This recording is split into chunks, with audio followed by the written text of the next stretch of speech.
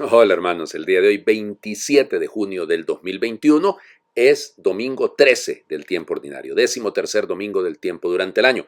El problema es que también hoy es día de Nuestra Señora del Perpetuo Socorro, así que para mí, sin duda, la mitad de la mañana será celebración, porque como les he comentado ya en el pasado, el templo de mi familia, digamos, donde yo me crié, donde yo crecí, donde celebré mi primera Santa Eucaristía como sacerdote, solo evidentemente, porque la primera ha sido el día de la ordenación, ¿no? Pero fue ahí en ese templo, entonces tendremos, lógico, la celebración.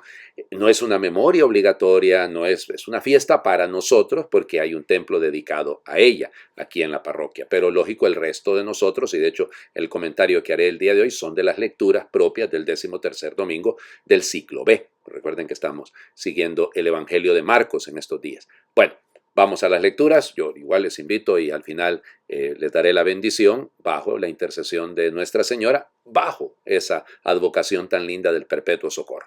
Vamos, la primera lectura está tomada del libro de la sabiduría, capítulo primero, y luego son un par de versículos y nos saltamos al capítulo segundo, otros tantos versículos. Dios no hizo la muerte, ni se recree en la destrucción de los vivientes. Todo lo creó para que subsistiera.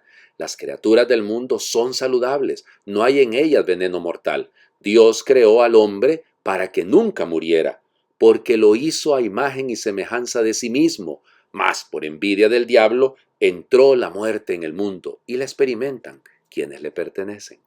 Palabra de Dios, te alabamos, Señor. Bueno, nosotros no le pertenecemos a la muerte, le pertenecemos a la vida, le pertenecemos al que es la vida. ¿Qué es lo que dice el libro de la sabiduría? ¿Quién crea la muerte? Cuidado, porque la muerte no es obra de Dios, no era voluntad de Dios, es el producto del pecado. Es el producto, o sea, para que me lo entiendan, evidentemente, como diríamos en un refrán de mi pueblo, si mi abuelita no estuviera muerta, estaría viva. O sea, vamos. Entonces, ¿qué hubiese pasado si Adán y Eva y Adán no caen en el pecado de desobedecer a Dios y le hacen caso a aquella serpiente desgraciada? Si no le hubieran hecho caso, ahí andarían todavía Adán y Eva, porque la muerte es el producto del pecado. Entonces, no le atribuyamos a Dios, una responsabilidad que no le corresponde a Él. La muerte no es creación de Él, es el producto de la mal usada libertad con la que Él sí nos creó. Eso sí, nos ha creado en la libertad para que optemos por la vida, para que optemos por todo aquello que nos produce felicidad y que sostiene la vida de todos. Ahí sí. Evidente, a lo largo de los siglos han existido algunas teorías en el mundo gnóstico, en el mundo maniqueo y tantas otras cosas, ¿no? Que han intentado hacer creer, ¿no? Que existen dos mundos opuestos. Y a veces aparecen por ahí unos memes que a mí me resultan de las cosas más ridículas. Allá el diablo echando un pulso con el Señor Jesús. ¿Cuál? El diablo no puede echar ningún pulso con nadie, hombre, porque el diablo fue vencido en la cruz. Entonces no le demos una importancia a lo que no. Ahora, evidentemente, los que le pertenecen a la muerte son los que viven en la muerte. Y la muerte es el pecado. ¿Usted en qué quiere vivir? ¿Yo en qué quiero vivir? Vamos, segunda lectura. Segunda carta a los Corintios, capítulo 8, siempre también es lectura litúrgica, se leen unos cuantos versículos. Hermano, ya que ustedes se distinguen en todo, en fe, en palabra, en sabiduría, en diligencia para todo y en amor hacia nosotros, distínganse también ahora por su generosidad. Bien saben lo generoso que ha sido nuestro Señor Jesucristo, que siendo rico se hizo pobre por ustedes, para que ustedes se hicieran ricos con su pobreza. No se trata de que los demás vivan tranquilos mientras ustedes están sufriendo. Se trata más bien de aplicar durante nuestra vida una medida justa, porque entonces la abundancia de ustedes remediará las carencias de ellos, y ellos por su parte los socorrerán a ustedes en sus necesidades. En esa forma habrá un justo medio, como dice la Escritura. Al que recogía mucho, nada le sobraba. Al que recogía poco, nada le faltaba. Palabra de Dios. Te alabamos, Señor. Una comunidad de vida en la que las necesidades de unos se vuelven las necesidades de otros y en la que todos sabemos compartir y ser solidarios. Eso debe ser la iglesia. Por ejemplo, el día de hoy se hace la campaña a nivel mundial del óbolo de San Pedro. Tenemos que ayudar a las caridades del Santo Padre que ayuda a tantas personas, ¿no? Nosotros, miembros de una sola familia, aportamos. Entonces se hace una colecta general el día de hoy para poder ayudar a ayudar. Valga la redundancia, de eso se trata, ¿no? Es decir, el Santo Padre sencillamente canaliza la ayuda de toda la comunidad creyente para destinarla a las personas más necesitadas. Eso está lindo, ¿eh? Eso somos una familia. En el caso de los corintios, son invitados a colaborar con la comunidad de Jerusalén, en este caso, porque aquellos están pasando una carencia terrible por la persecución, mientras que, lo que dice Pablo, llegará un momento en el que será al revés. Ellos proveerán a ustedes. No llegó a darse ese momento porque la comunidad cristiana de Jerusalén tuvo que salir porque llegó pues el ejército romano, producto de la revolución que armaron los celotas, y entonces acabó con Jerusalén, de hecho acabó con el templo. Entonces por eso van a tener que salir huyendo. Pero igual, pues, o sea, ahí es donde entra, ¿dónde está nuestro sentido de solidaridad, nuestro sentido de pertenencia? Somos parte de una familia y por lo tanto tenemos que colaborar y ayudarnos según nuestras posibilidades, pero no debemos dejar de hacerlo. Así que ahí hay un medio el día de hoy, que es el óvulo de San Pedro y pues, el óvulo de la viuda, piensen, aquella que dio unas moneditas, pero dio más porque dio de corazón. Bueno, a eso estamos invitados también. Vamos, el Evangelio. Es un evangelio de esos clásicos de Marcos, precioso. Marcos capítulo 5, versículos del 21 al 43. En aquel tiempo, cuando Jesús regresó en la barca al otro lado del lago, se quedó en la orilla y ahí se le reunió mucha gente. Entonces se acercó uno de los jefes de la sinagoga llamado Jairo. Al ver a Jesús se echó a sus pies y le suplicaba con insistencia: mi hija está agonizando, ven a imponerle las manos para que se cure y viva. Jesús se fue con él y mucha gente lo seguía y lo apretujaba. Entre la gente había una mujer que padecía flujo de sangre desde hacía 12 años. Había sufrido mucho a manos de los médicos y había gastado en eso toda su fortuna, pero en vez de mejorar, había empeorado. Oyó hablar de Jesús, vino, y se le acercó por detrás entre la gente y le tocó el manto, pensando que con solo tocarle el vestido se curaría. Inmediatamente se le secó la fuente de su hemorragia y sintió en su cuerpo que estaba curada. Jesús notó al instante que una fuerza curativa había salido de él, se volvió hacia la gente y les preguntó: ¿quién ha tocado mi manto? Sus discípulos le contestaron: estás viendo cómo te empuja la gente y todavía preguntas quién me ha tocado. Pero él seguía mirando alrededor para descubrir quién había sido. Entonces se acercó la mujer, asustada y temblorosa, al comprender lo que había pasado. Se postró a sus pies y le confesó la verdad. Jesús la tranquilizó diciendo: hija, tu fe te ha curado, vete en paz y queda sana de tu enfermedad. Todavía estaba hablando Jesús cuando unos criados llegaron de casa del jefe de la sinagoga para decirle a éste: ya se murió tu hija, ¿para qué sigues molestando al maestro? Jesús alcanzó a oír lo que hablaban y le dijo al jefe de la sinagoga: no temas, basta que tengas fe. No permitió que lo acompañaran más que Pedro, Santiago y Juan, el hermano de Santiago.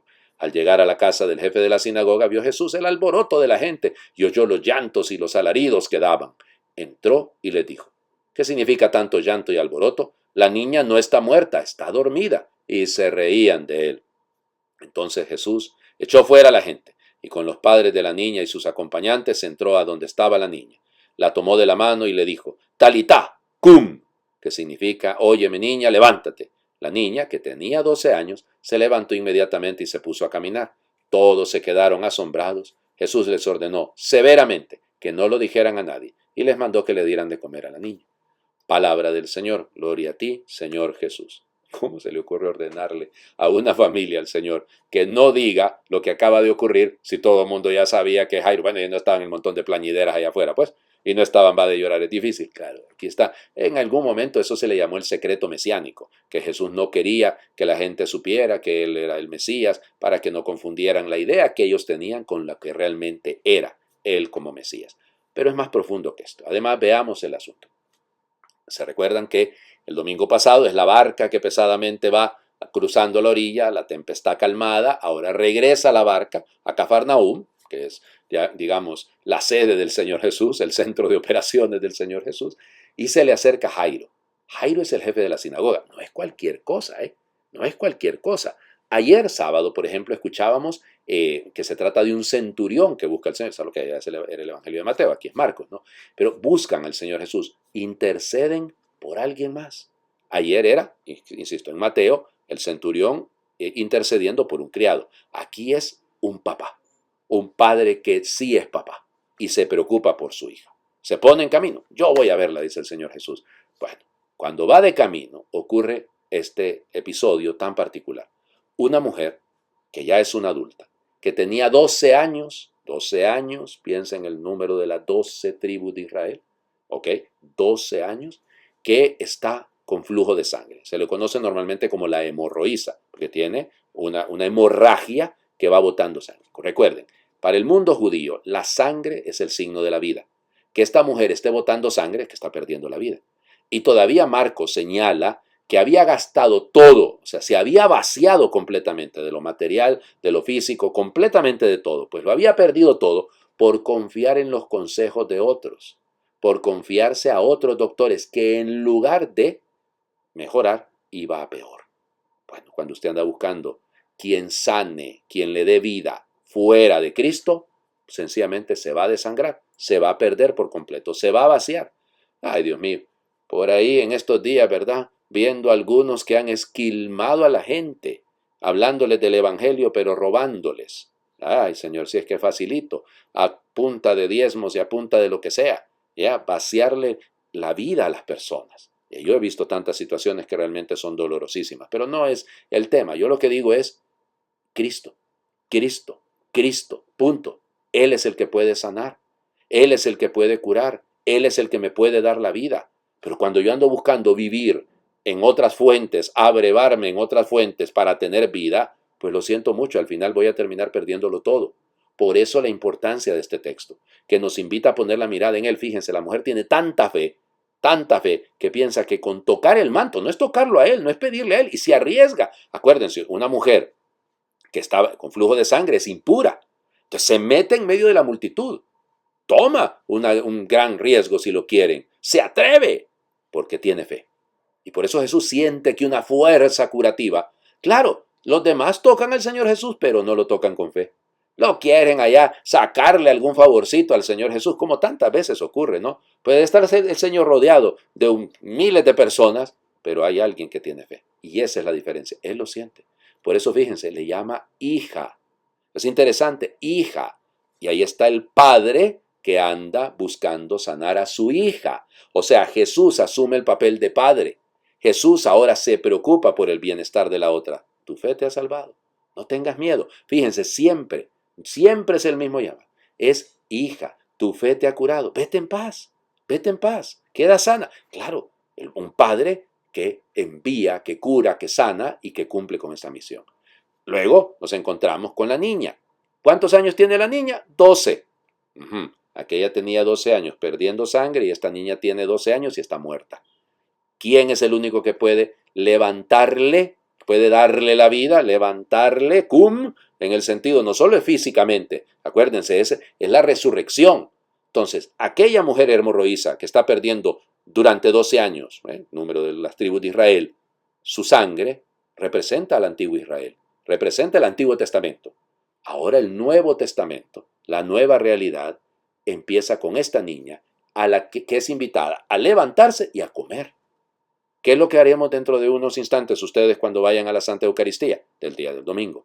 En algún momento nos vamos a poner en pie y caminaremos al altar a comer.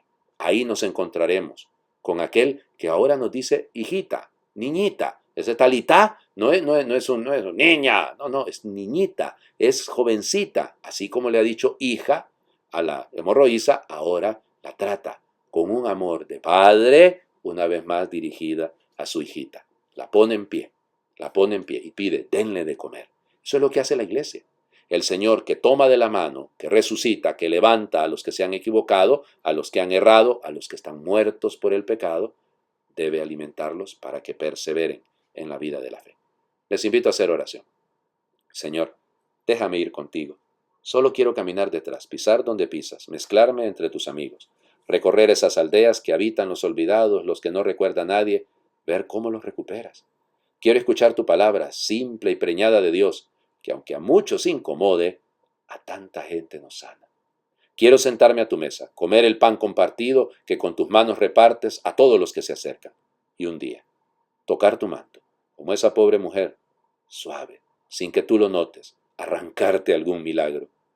Esa que tantos marginan, se atreve a abrazar tus pies y derrama su perfume porque en ti se ve querida. Que de tanto ir junto a ti pueda conocerte más. Tú seas mi único amor y te siga hasta morir. Amén. El Señor esté con ustedes. Les bendiga Dios por intercesión de Nuestra Señora del Perpetuo Socorro, el que es Padre, Hijo y Espíritu Santo, y su bendición descienda, les acompañe siempre. Feliz domingo para todos.